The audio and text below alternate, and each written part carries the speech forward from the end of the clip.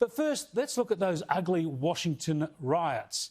The media coverage of those violent protests in Washington earlier this month. Journalists were quick and eager to apportion the blame directly to the outgoing president. Police outnumbered and overpowered.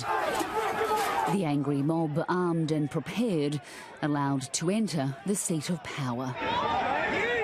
Rioters from a range of far-right and extremist groups have been pictured in the crowd, among them a well-known supporter of conspiracy group QAnon.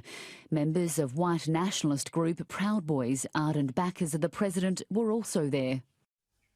Yeah, it was terrible stuff, and the journalists and others, though, were very keen to use politically charged language.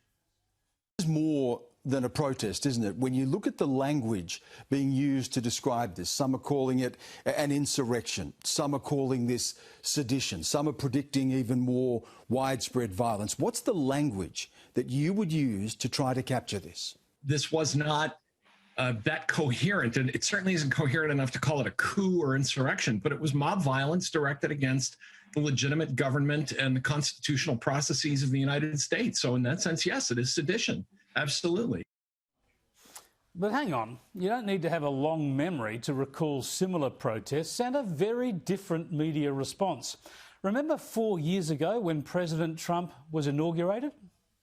More than 200 arrests, plenty of tear gas, 6 officers reportedly injured. Rare that inaugurations see this much violence. Clashes just blocks from the White House seem to ebb and flow.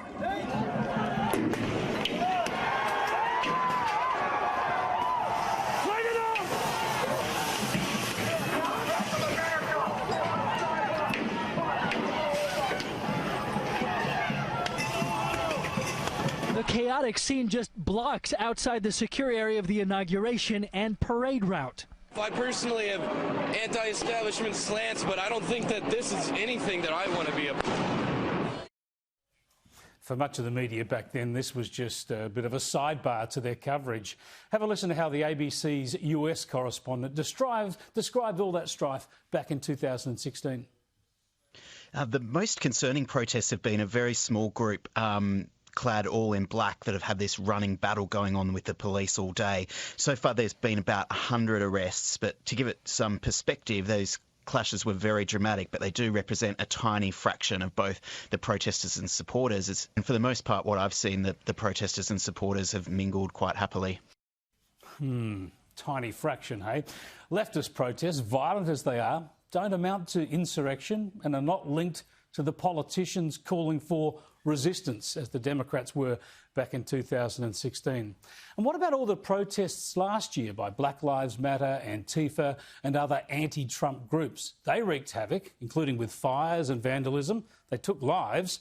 And don't forget how the media described them. And note the strap on the bottom of this clip from CNN.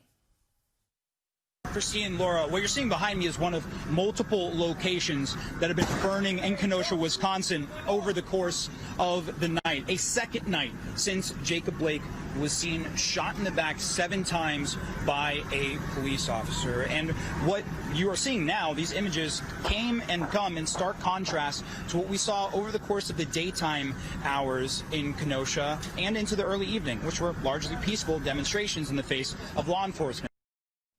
Yeah, mainly peaceful protests. And listen to the ABC's Sally Sara back in Australia when discussing comparisons between Black Lives Matter or anti-Trump protests and the pro-Trump protests this year. Certainly, it's very hard not to compare. They happened almost contemporaneously, one after the other, and there were a lot of similarities, other than the ideologies involved, with the genesis, how they formed and how the crowds turned into a riot. Hang on, this is the storming of the Capitol building. We had 5 people dead. This is trying to overturn a vote on certifying the election in the US. As the Daily Telegraph's opinion editor and Sky host James Morrow tweeted tongue-in-cheek, did anything happen in 2020 to give people the idea that clashing violently with authority was the path to power?